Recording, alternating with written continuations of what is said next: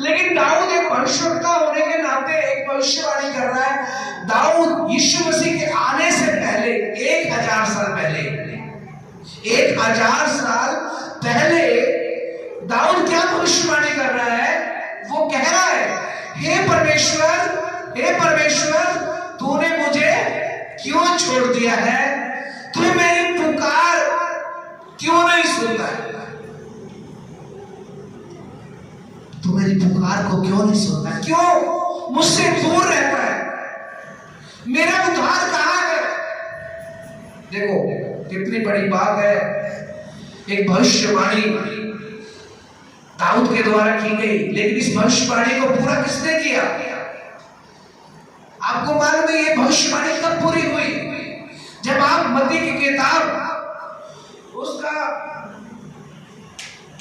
27 अध्याय और उसके 46 वचन को अगर आप पढ़ें, जब यीशु मसीह क्रूस के ऊपर चढ़ाया गया, उसके हाथ और पैरों में कील ठोके गए, उस समय प्रभु यीशु मसीह ने ये वचन को, ये भविष्यवाणी को दोहराया। पढ़िए क्या लिखा है वहां पे? 27 का 46 में लिखा है, तीसरे पहर के निकट हाँ, यीशु ने बड़े शब्द से पुकार कर कहा। तीसरे पहर के निकट यीशु ने बड़े ऊंचे शब्द से पुकार कर कहा, एली एली लमा शबक्तानी, एली एली लमा शबक्तानी। ये जो शब्द है, यीशु मसीह ने यहां पर कौन सा शब्द बोला? एली एली लमा शबक्तानी, यानी कि अर्थात हे मेरे परमेश्वर, अर्थात हे मेरे परमेश्वर, हे मेरे परमेश्वर, हे मेरे परमेश्वर, तूने मुझे क्यों छोड़ दिया? तूने मुझे क्यों छोड़ दिया? यहाँ पर यीशु मसीह इसी भविष्यवाणी को जो दाऊद के मुंह से 1000 साल पहले दाऊद एक भविष्यवक्ता होने के नाते प्रभु यीशु मसीह के बारे में भविष्यवाणी कर रहा है। और उसे मालूम है जब यीशु मसीह इस दुनिया में आएगा और उस समय यीशु मसीह ये प्रार्थना करेगा। बहुत सारे लोगों को मालूम, हिंदी में लिखा है परमेश्वर, हे परमेश्वर, तूने मुझे क्यों छोड़ दिया? लेकिन मत्ती में क्या लिखा है? एली एली लमा शबक्तानी। एक इब्रानी भाषा का शब्द है, अन्य भाषा क्या है ये? आपको और मुझे अगर ये अर्थ यहां पर ना लिखा होता तो हम एली एली लमा शबक्तानी का अर्थ हमें नहीं मालूम होना था कि उसका मतलब क्या है। उसका मतलब क्या है? हे परमेश्वर, हे परमेश्वर, तूने मुझे क्यों छोड़ दिया? क्यों छोड़ दिया? देखो यीशु मसीह को परमेश्वर ने क्यों छोड़ दिया? इसका कारण क्या है? क्योंकि प्रभु यीशु मसीह इस समय अपनी मर्जी से पूरी दुनिया का पाप अपने ऊपर उठाकर क्रूस के ऊपर चढ़ा हुआ है। परमेश्वर क्या करता है? पाप से दूर रहता है। कारण पाप से दूर रहता है। जो पाप यीशु मसीह ने मेरे और आपके पाप को उठाकर क्रूस पे वो चढ़ गया, उस पाप के कारण परमेश्वर ने उसे थोड़े समय के लिए अकेला छोड़ दिया, क्योंकि ये चुनाव यीशु मसीह ने किया था। मैं उठाऊंगा इस दुनिया के पाप को, मैं उठाऊंगा हर एक व्यक्ति के पाप को, मैं अपनी जान दूंगा हर एक व्यक्ति के लिए। तो यीशु मसीह जब ऐसी परिस्थिति में क्रूस पर चढ़े हुए थे, वो चाहते थे कि प्रभु मेरी मदद करे, मेरी मदद करे, लेकिन परमेश्वर ने कुछ समय के लिए उसे छोड़ दिया। आज बहुत सारे लोग भी ऐसे ही महसूस करते हैं जब कठिन मुसीबत या परेशानी हमारे जीवन में आती है तो हम सोचते हैं अगर परमेश्वर हमारे साथ होता तो ये हमारी हालात नहीं होती। अगर आप न्यायों की पुस्तक उसके 6 अध्याय को अगर हम पढ़े तो गिदोन जो था एक कुंड में छिपकर गेहूं झाड़ रहा था, छिपकर वो मैदान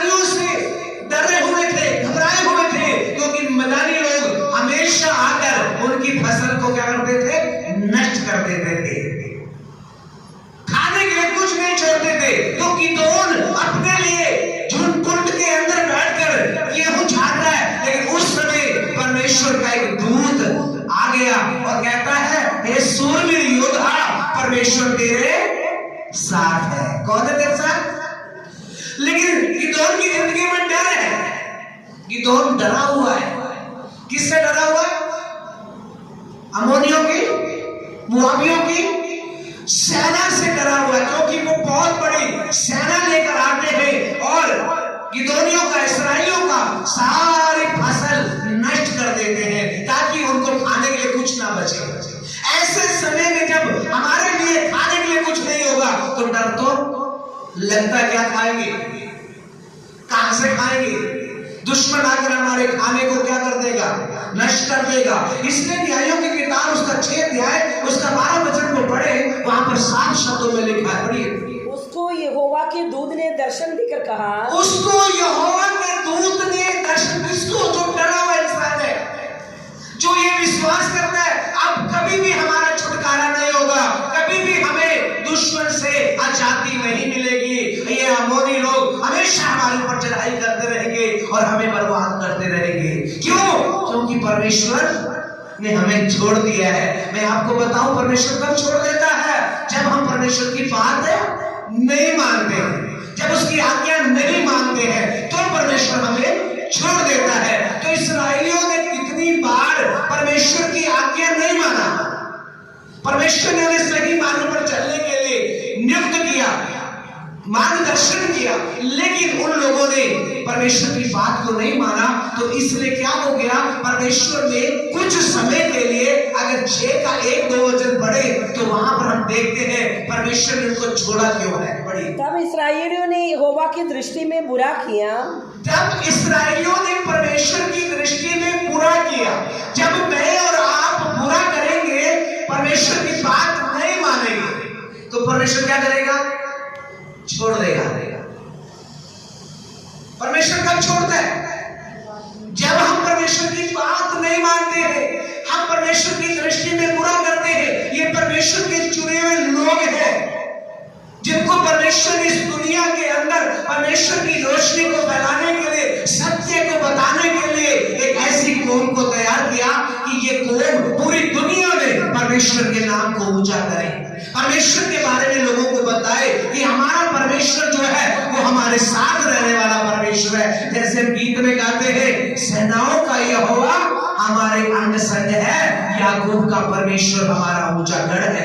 इस गीत में परमेश्वर ने वायदा किया था कि मैं हमेशा तुम्हारे अंग संग रहूंगा, तुम मेरी बात मानोगे, तुम मेरे आज्ञाकारी बने रहोगे। तो यहाँ पर हम देखते हैं कि इस्राएलियों ने परमेश्वर की दृष्टि में बुरा किया और इसलिए यहोवा ने उन्हें मिद्यानियों के वश में 7 वर्ष कर रखा। परमेश्वर ने क्या किया? इसलिए परमेश्वर ने उन्हें मिद्यानियों के हाथ 7 वर्ष के लिए कर दिया। कितने साल के लिए? 7 साल तक मिद्यानियों के बस में कर दिया। देखो, परमेश्वर अगर किसी को किसी के बस में कर देगा तो आपकी ताकत नहीं है कि आप अपने बल से छूट जाए। सिर्फ परमेश्वर आपको छुड़ा सकता है। अगर शैतान को प्रभु आपको सौंप दे, शैतान को दे दे, तो आप अपनी ताकत से छूट नहीं सकते हैं। सिर्फ परमेश्वर आपको छुड़ा सकता है। इसी तरह से इन्होंने पाप किया और परमेश्वर ने क्या कर दिया? इनको 7 साल के लिए अमोनियों के वश में कर दिया, बस में कर दिया। तो इसी कारण जब ये उनके बस में हो गए तो वहां पर लिखा है, 12-13 वचन में लिखा है, पढ़िए। गिदोन ने उससे कहा, हे मेरे प्रभु, विनती सुन, मेरी सुन। यदि यहोवा हमारे संग होता तो, अगर परमेश्वर हमारे साथ होता तो हम पर ये सब विपत्ति क्यों पड़ती? ये सारी विपत्तियां हमारे ऊपर क्यों पड़ती? और जितने आश्चर्य कर्मों का वर्णन हमारे पुरखा ये कहकर करते थे, क्या यहोवा हमको मिस्र से छुड़ा नहीं लाया? क्या परमेश्वर हमको मिस्र से छुड़ा नहीं लाया? वे कहाँ रहे? वे कहाँ गए? अब तो यहोवा ने हमको त्याग दिया। अब तो प्रभु ने हमको क्या कर दिया है? त्याग देने का मतलब होता है प्रभु ने हमको छोड़ दिया है और मिद्यानियों के हाथ कर दिया है, मिद्यानियों के हाथ में कर दिया है। देखो, गिदोन क्या बोल रहा है? अब तो परमेश्वर ने हमें छोड़ दिया है, त्याग दिया है। परमेश्वर ने क्यों त्यागा? क्योंकि ये लोग हमें हमेशा परमेश्वर के विरुद्ध में पाप करते थे, परमेश्वर की आज्ञा नहीं मानते थे। इसलिए परमेश्वर क्या करता था, उन्हें दुश्मन के हवाले कर देता था, उनके अंडर में कर देता था, उनकी गुलामी में कर देता था। और ये सोचते थे अब तो परमेश्वर ने हमको त्याग दिया है, अब तो परमेश्वर ने हमको छोड़ दिया है। देखो, परमेश्वर हमको छोड़ देता है जब हम पाप करते हैं, त्याग करते हैं। लेकिन यहां पर यीशु मसीह ने कोई पाप नहीं किया है। हालेलुया। यीशु मसीह ने कोई पाप नहीं किया कि परमेश्वर ने उसको छोड़ दिया, क्योंकि यीशु मसीह को पूरे दुनिया का पाप अपने ऊपर लिया। यूहन्ना की सुसमाचार की पुस्तक 1 अध्याय उसके 29 वचन में लिखा है, देखो परमेश्वर का मेमना जो जगत के पाप उठा ले जाता है। पूरे वर्ल्ड के, पूरी दुनिया के पाप जब यीशु मसीह इस दुनिया में आया और जब वो क्रूस उठा के गुलगुता पहाड़ की ओर जा रहा था, तो वो उसके पाप नहीं थे। यीशु मसीह का कोई गुनाह नहीं था, क्योंकि राजा पिलातुस ने उसकी जांच पड़ताल किया, लेकिन उसमें मृत्यु दंड के योग्य कोई पाप नहीं निकला। पिलातुस ने बोला मैं इसको छोड़ देता हूं, इसकी जगह में बरअब्बा नाम डाकू को छोड़ देता हूं, लेकिन यहूदियों ने कहा नहीं, इसको क्रूस पे चढ़ा दो और बरअब्बा को हमारे लिए छोड़ दो। और उन्होंने क्या किया लास्ट में, पिलातुस ने अपने हाथों में पानी लेकर हाथ धो लिए और ये गवाही दी कि मैं इसके लहू से निर्दोष हूं, मैं इसको सजा नहीं दे रहा, क्योंकि इसमें कोई पाप नहीं है। जब एक राज्यपाल उसको आजाद करना चाहता है, उसमें कोई पाप नहीं पाता, उसमें कोई दोष नहीं पाता। यीशु मसीह ने कोई दोष या कोई पाप या गुनाह नहीं किया, जिसके कारण यीशु को क्रूस पर चढ़ाया गया। वचन में लिखा है, यशायाह 53 के 4 में लिखा है, वो हमारे ही अपराधों के कारण घायल किया गया। यीशु मसीह के बारे में यशायाह नबी 750 साल पहले ये भविष्यवाणी करता है, जो इस जगत का उद्धार करता होगा वो हमारे पापों के कारण घायल किया जाएगा, हमारे अपराधों के कारण वो घायल किया जाएगा। यशायाह 53 उसका 4 वचन को पढ़े, वहां पर हम इस वचन को देख सकते हैं, क्योंकि हम देख रहे हैं प्रभु यीशु मसीह ने क्यों प्रार्थना किया, हे परमेश्वर तूने मुझे क्यों छोड़ दिया, तो क्यों मेरी प्रार्थना नहीं सुनता है, तो मेरी विनती क्यों नहीं सुनता है, तो मुझसे क्यों दूर खड़ा रहता है, मेरा उद्धार कहां पर है। ये क्वेश्चन करके प्रभु यीशु मसीह के बारे में ये भविष्यवाणी की गई। बड़ी निश्चय उसने हमारे रोगों को सह लिया, निश्चय उसने हमारे रोगों को सह लिया और हमारे ही दुख को उठा लिया। ओ हालेलुया, उसने हमारे दुख को उठा लिया। मेरे भाई बहनों, आपके दुखों को, मेरे दुखों को यीशु मसीह ने उठा लिया है। आप विश्वास करो, आपकी जिंदगी में जितने दुख हैं, जितनी समस्याएं हैं, वो यीशु ने उठा ली है और आपको दुखों से मुक्त कर दिया है।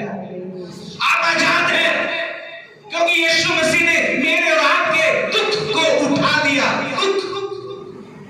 दुख लिखा है, दुखों लिखा है, दुखों को उठा लिया। दुखों को, एक दुख नहीं, जितने भी मेरी जिंदगी में दुख है, आज हम बड़े दुख हैं, दुखी में है। अरे क्या हुआ, बड़ा दुखी हूं। क्यों दुखी है भाई?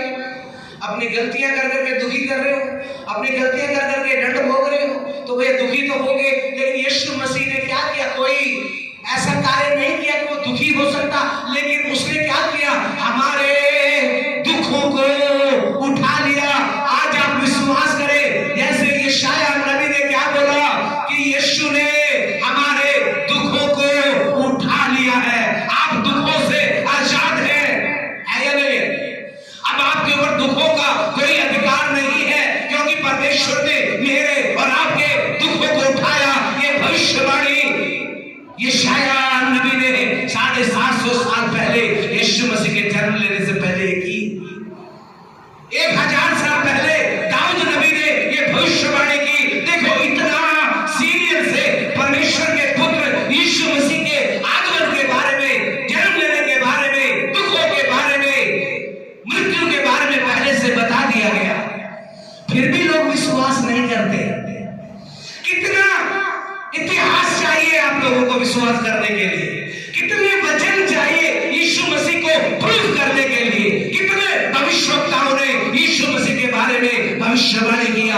सच्चाई को बताया, फिर भी इस्राएलियों ने क्या किया? विश्वास नहीं किया। यीशु मसीह इस्राएलियों के बीच में प्रकट हुआ, यीशु मसीह इस्राएलियों के बीच में आया। प्रभु यीशु ने वचन में लिखा वो अपनों के घर में आया, लेकिन अपनों ने उसे नहीं पहचाना, अपनों ने उसे मुंह फेर लिया, उसको प्यार नहीं किया, उसको अपने घर में जगह नहीं दी, उससे मुंह फेर लेते थे।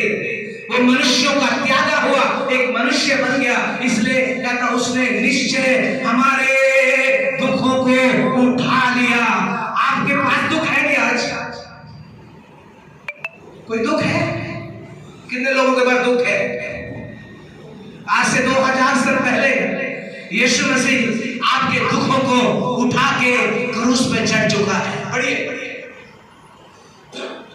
और हमारे ही दुखों को उठा लिया, हमारे ही दुखों को उठा लिया, तो भी हमने उसे परमेश्वर का मारा कूटा। हमने क्या सोचा? परमेश्वर ने यीशु मसीह को ताड़ना दी है, यीशु मसीह को परमेश्वर ने मारा और कूटा है, और दुर्दशा में पड़ा हुआ समझा। दुर्दशा में पड़ा हुआ समझा। देखो हमने क्या सोचा, हम क्या प्रभु के बारे में समझते हैं?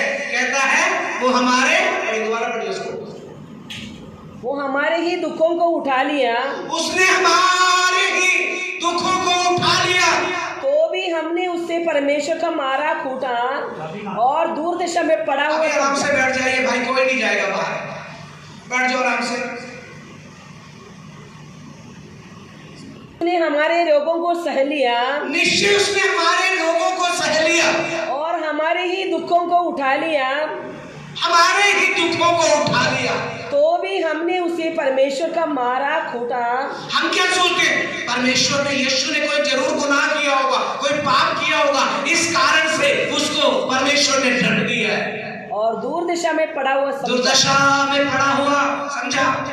परंतु वो हमारे ही अपराधों के कारण घायल किया गया। यीशु मसीह जो है हमारे अपराधों के कारण, मेरे भाई बहनों इस बात को जानो, यीशु मसीह के ऊपर जो कुछ भी बीता है वो उसकी वजह से नहीं, मेरी और आपकी वजह से बीता है। जो भी दंड यीशु ने सहा है वो मेरे और आपकी वजह से सहा है, क्योंकि वचन में लिखा है वो हमारे ही अपराधों के कारण। अगर मैं और आप पाप नहीं करते तो यीशु मसीह को क्रूस पर चढ़ने की कोई जरूरत नहीं थी। कितना महान परमेश्वर को हमने क्रूस पर चढ़ा डाला, हमारे पाप की वजह से, हमारे अपराधों की वजह से, हमारे दुखों की वजह से हमें खुद उस प्रभु को ही क्रूस पर चढ़ा डाला है। लेकिन फिर भी हम क्या समझते हैं? यीशु मसीह ने क्या किया है? खुद कोई अपराध किया होगा, खुद कोई पाप किया होगा, इसलिए यीशु को क्रूस पर चढ़ाया गया। सारी दुनिया का सवाल ये है, यीशु ने ऐसा कौन सा पाप किया था कि वो क्रूस पे चढ़ गया? यीशु मसीह ने कोई पाप नहीं किया, वो हमारे अपराधों के कारण क्या किया गया? घायल किया गया। आपने पाप किए, मैंने पाप किए, मैंने अपराध किए, आपने अपराध किया, तो यीशु मसीह ने हमसे प्यार करके हमें बचाने के लिए, अपना जीवन हमारे लिए देने के लिए उन्होंने समर्पण कर दिया पिता के सामने। वो हमारे अपराधों के कारण घायल किया गया, और परंतु वो हमारे ही अपराधों के कारण घायल किया गया। हाँ। वो हमारे अधर्म के कामों के कारण कुचला गया। हमारे धर्म के कामों के कारण, हमारे अधर्म के काम, हमारे पाप के काम, एक तो पाप होता है, उसके साथ साथ कार्य भी होते हैं, काम भी होते हैं। हमने जैसे पाप किए वैसे कर्म भी किए, वैसे ही काम भी किया। पाप अपने आप से पाप नहीं होता, पाप तब होता है जब हम कर्मों में बदल देते हैं, उस कार्य को हम कर लेते हैं। वो हमारे ही कामों के कारण कुचला गया, हमारी ही शांति के लिए उस पर ताड़ना पड़ी। हमारी शांति के लिए, हमारी जिंदगी में अगर शांति आना है, सुख आना है, खुशी आनी है, तो यीशु मसीह की ताड़ना के कारण है। यीशु मसीह हमारे शांति के कारण उसके ऊपर ताड़ना पड़ी, और कि उसके कोड़े खाने से हम लोग चंगे हो जाए। उसके कोड़े खाने से हम चंगे हो जाए। हम तो सबके सब भेड़ों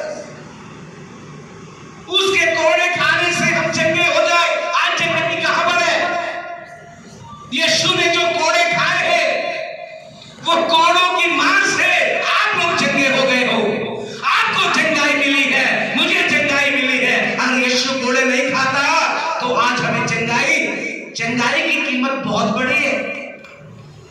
यीशु मसीह ने चंगाई के लिए क्या किया है? कितने कोड़े खाए हैं? 39 कोड़े खाए हमारे लिए। वो कोड़ों के अंदर कीलें लगी हुई थी, जो यीशु मसीह के शरीर का सारा चमड़ा भी उन्होंने उधेड़ दिया था। ये दृश्य कोई मामूली दृश्य नहीं है। जब यीशु मसीह को कोड़ों से मारा गया, उसकी हड्डियों के जोड़ ढीले हो गए, उसकी शक्ल बिगड़ गई, कोई उसे पहचान नहीं सकता था। इतना बुरा व्यवहार उन लोगों ने उसके साथ किया, बिल्कुल भी दया नहीं किया। इसके कारण, मेरे बीमारियों के कारण, आपकी बीमारियों के कारण आपको चंगाई मिलती है तो कोड़े खाने से मिलती है, क्योंकि यीशु मसीह ने आपके लिए, मेरे लिए, सारी दुनिया के लिए कोड़े खाए हैं। आप बोले, प्रभु तेरे कोड़े खाने से मैं चंगा हो गया। अगर यीशु ने कोड़े खाए हैं तो आपको चंगाई मिली है, आप चंगाई पा चुके हैं। आप विश्वास करो, प्रभु ने आपकी बीमारियों को कोड़ों के द्वारा चंगाई दे दी है।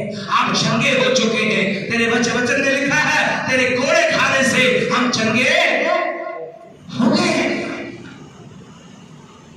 आज हमें चंगाई चाहिए। चंगाई की जो कीमत यीशु ने चुकाई है ना, थोड़ा उसके ऊपर ध्यान दे दो। चंगाई आसान नहीं है। चंगाई आसान नहीं है, क्योंकि यीशु मसीह ने जो कोड़े खाए हैं, उन कोड़ों के अंदर आप और मैं चंगे हुए हैं। चंगाई कोड़ों में है। उस अनुभव को, उस स्थिति को, उस परिस्थिति को आप महसूस करें। जब यीशु के शरीर पर कोड़े मारे जा रहे थे, आप विश्वास करें, यीशु ने जब कोड़े खाए, आपकी बीमारियां उठा ली उन्होंने। आपकी बीमारियां यीशु ने उठा ली और यीशु क्रूस पे चढ़ गया। बाइबल कहती है, उसने हमारी पीड़ा को, हमारी बीमारी को उठाकर वो क्रूस पे चढ़ गया। हमारे पाप को उठा के वो क्रूस पे चढ़ गया। हमारी बीमारियों को लेकर वो क्रूस पे चढ़ गया। हमारे दुखों को लेकर वो क्रूस पे चढ़ गया, क्योंकि बिना क्रूस उठाए हमें दुखों से शांति नहीं मिल सकती थी, हमें बीमारियों से चंगाई नहीं मिल सकती थी, हमारे जीवन में शांति नहीं आ सकती थी। इसलिए प्रभु यीशु मसीह ने हमारी शांति के लिए, हमारी बीमारियों के लिए, हमारे दुखों के लिए क्रूस के ऊपर दुख उठाया, और वो हमारी बीमारी को, हमारे पाप को, हमारी पीड़ा को उठाकर जब क्रूस पे चढ़ गए, तो वहां पर यीशु मसीह क्या कर रहे हैं? एली एली लमा शबक्तनी। वहां पर क्या लिखा है? आगे पढ़िए उस वचन को। तो कुछ लोगों ने क्या सोचा? प्रभु किसी को बुला रहे। पढ़िए मत्ती 27 का 46 के आगे। जो वहां खड़े थे, ये सुनकर कहा, किसको बुला रहा? एली एली लमा शबक्तनी। उनको नहीं समझ आया। आजकल अन्य भाषा के बारे में बहुत ज्यादा लोग प्रचार कर रहे हैं। उनको तो ये दुनिया की भाषा भी समझ में नहीं आया। जिन लोगों ने यीशु को क्रूस पर चढ़ाया, उनको एली एली लमा शबक्तनी, शबक्तनी का मतलब भी समझ में नहीं आया। वो क्या सोच रहे हैं? वो क्या एलिया को पुकारा था? एलिया को नहीं पुकारा था प्रभु। वो प्रभु से प्रार्थना कर रहा था, वो प्रभु से पूछ रहा था, प्रभु एली एली लमा शबक्तनी, हे परमेश्वर तूने मुझे क्यों छोड़ दिया है? तो जो लोग वहां पर खड़े थे, उनको ये शब्द का अर्थ मालूम नहीं था। आज बहुत सारे लोग अन्य भाषा के बारे में यूट्यूब में, फेसबुक में प्रचार करते हैं, बहुत कुछ बोल रहे हैं, लेकिन इस शब्द का भी अर्थ अन्य जातियों को मालूम नहीं। अन्य जाति नहीं, ये परमेश्वर के लोग थे जिन्होंने यीशु को क्रूस पर चढ़ाया। वो इस्राएली लोग थे, उनको भी मालूम नहीं कि ये प्रभु यीशु मसीह क्या बोल रहे हैं। तो नॉर्मल लोग कैसे यीशु की आवाज पहचानेंगे? कैसे यीशु के शब्दों को समझेंगे? तो लिखा वो सोच रहे कि एलिया को पुकारता है, और उनमें से एक तुरंत दौड़ा, एक तुरंत दौड़ा, स्पंज लेकर स्पंज लेकर सिरके में डुबोया, सरकंडे पर रख कर क्या किया? किसके ऊपर? सरकंडे के ऊपर रखकर क्या लिखा था वो? सिरका। सिरका यीशु मसीह को चुसाया। यीशु मसीह ने ना तो पानी मांगा, ना सिरका मांगा, ना एलिया को पुकारा, उसने एक ही बात बोला। लेकिन लोग नहीं समझे, समझ में नहीं आ कि बोल क्या रहा है, तो गए भटकर सिरके में। उन्होंने सोचा पानी मांग रहे, लेकिन वो तो समझे ही नहीं कि क्या बोल क्या रहा है। आज लोगों को प्रभु की बात समझ में नहीं आती, प्रभु क्या कह रहा है, उसका मतलब अपनी मर्जी से निकाल लेते। तो एक ने सिरके में डुबोकर स्पंज को यीशु के मुंह पर लगाया। क्यों लगाया? क्योंकि ये भविष्यवाणी थी। पढ़िए। उन्होंने कहा, उन्होंने कहा देखो एलिया उसे बचाने आता है कि नहीं, जिसे पुकार रहा है क्या वो बचाए आएगा? और तब यीशु ने बड़े शब्द से चिल्लाकर प्राण छोड़ दिए। सब कुछ पूरा करने के बाद, पूरी भविष्यवाणियों को पूरा करने के बाद, एक भी शब्द जो यीशु के बारे में लिखा हुआ था, जो भविष्यवाणी यीशु मसीह के बारे में की गई थी, वो सारी भविष्यवाणियों को पूरा करने के बाद ही यीशु ने क्या किया है? अपने प्राणों को त्याग दिया, छोड़ दिया। एक भी काम अधूरा नहीं छोड़ा। आपके उद्धार के लिए, आपकी मुक्ति के लिए, आपकी चंगाई के लिए, आपके छुटकारे के लिए यीशु मसीह ने सब काम को पूरा कर दिया है। हालेलुया। यीशु मसीह ने अधूरा काम नहीं किया। यीशु मसीह ने सब काम को पूरा करके, सारी भविष्यवाणियों को पूरा करके, अपने प्राण को ऊंचे शब्द से पुकार कर छोड़ दिया।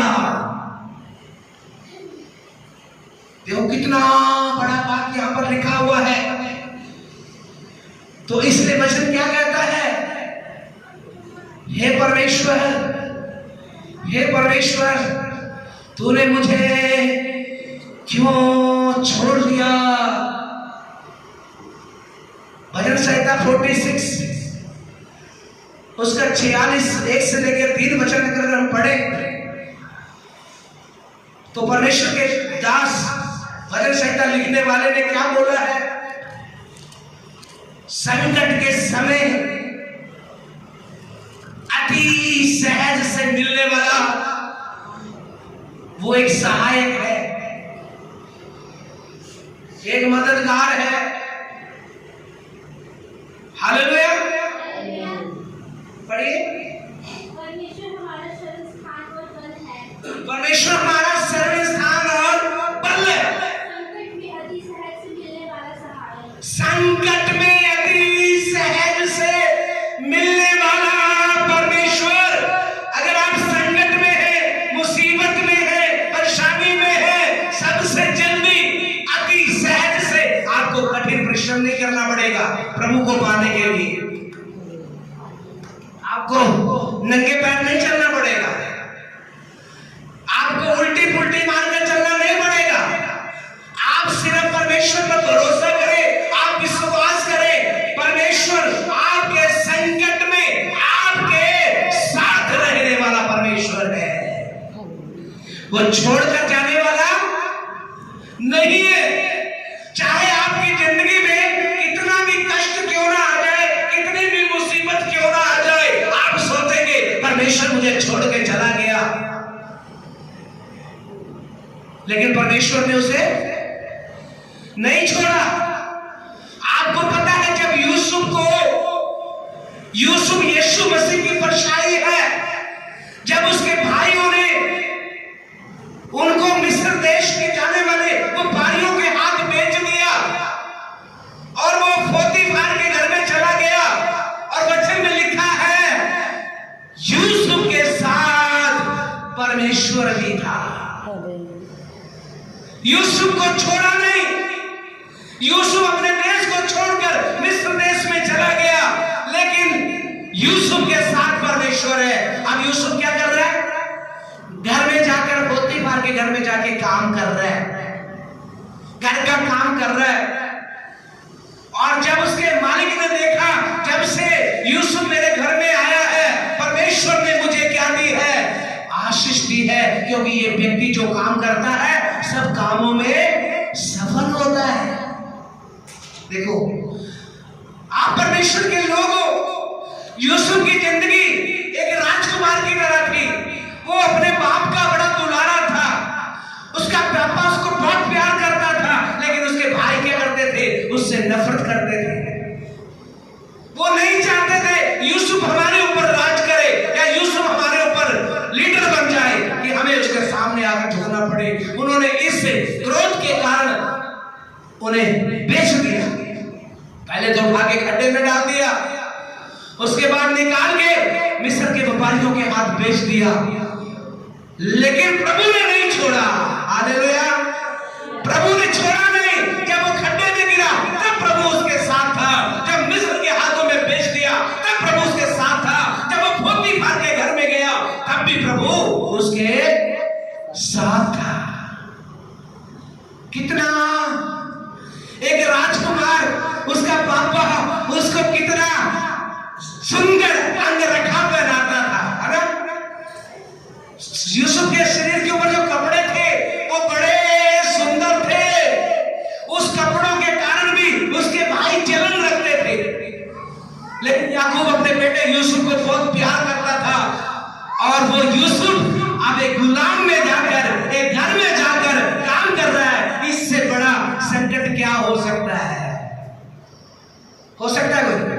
एक प्रिंस राजकुमार, अपने बाप का दुलारा बच्चा आज किसी के घर में जाकर काम कर रहा है। ना तो सुंदर अंगरखा है उसके शरीर के ऊपर, वो सुंदर कपड़ा नहीं है उसके शरीर पर। यूसुफ ने कितना कष्ट का समय, दुख का समय महसूस किया, लेकिन प्रभु ने यूसुफ को नहीं छोड़ा। और एक दिन क्या हुआ? पोतीफार की पत्नी ने क्या किया? उसके ऊपर निगाह लगाई, दृष्टि की, और उसे मनाने लगी, मेरे साथ आके सो। लेकिन यूसुफ ने सोना पसंद नहीं किया। उसने कहा, मैं ये पाप करके परमेश्वर के सामने और अपने मालिक के सामने मैं कैसे दोषी ठहर सकता हूं? ये छोटा सी बात है, छोटा सा पाप है, लेकिन मैं परमेश्वर की निगाहों में अपराधी बन जाऊंगा। मैं अपने मालिक की नजर में अपराधी हो जाऊंगा, चाहे मुझे इसकी कीमत चुकानी पड़े, लेकिन मैं पाप नहीं करूंगा। इस दुनिया में यूसुफ के समान कोई नहीं। यीशु मसीह की तरह यूसुफ एक परछाई है यीशु मसीह की, क्योंकि यीशु मसीह की जिंदगी में भी बहुत वक्त आए कि वो पाप करे, लेकिन यीशु मसीह ने कष्ट उठाया, दुख उठाया, लेकिन उन्होंने कभी कोई पाप नहीं किया। और इसके कारण क्या हो गया? यूसुफ को जेल में जाना पड़ा। किसके कारण? पाप के कारण। क्या यूसुफ ने पाप किया था? पाप नहीं किया था। उसने पाप का सामना किया था। उस पाप का सामना करना है जो हमारे विरुद्ध में है, जो आपको गिराने की कोशिश कर रहा है, आपको लुभाने की कोशिश कर रहा है, जो आपके पीछे पड़ा हुआ पाप है। उस पाप को बोलना है, ये पाप करके मैं परमेश्वर की हजूरी में पापी नहीं ठहरना चाहता। एक समय का पाप, छोटा सा पाप करके मेरे परमेश्वर के सामने मैं पापी बन जाऊंगा, अपने मालिक के सामने गद्दार बन जाऊंगा, क्योंकि मेरे मालिक ने मुझे भरोसा करके मेरे घर को मेरे हाथों में कर दिया है। मैं कुछ भी कर सकता हूं, लेकिन मैं नहीं करूंगा, क्योंकि ये पाप नहीं करूंगा, ये गलती नहीं करूंगा। और उस गलती के ना करने के कारण यूसुफ को जेल में डाल दिया गया, और जेल में भी प्रभु ने छोड़ दिया। यूसुफ के संग जेल में भी प्रभु गया। प्रभु ने यूसुफ को छोड़ा नहीं, यूसुफ के साथ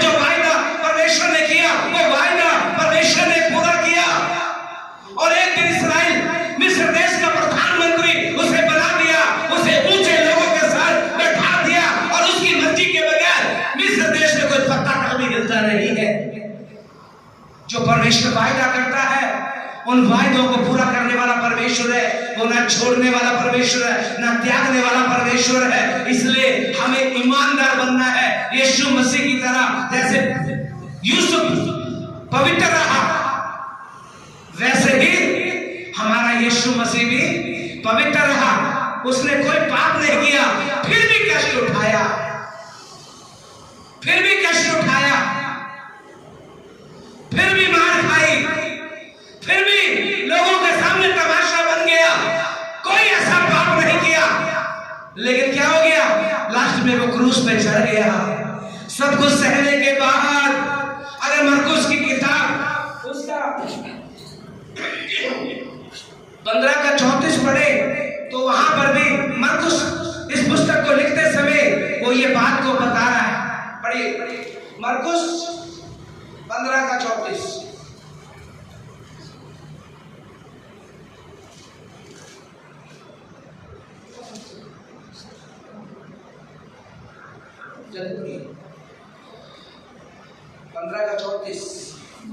मरकुस 15:34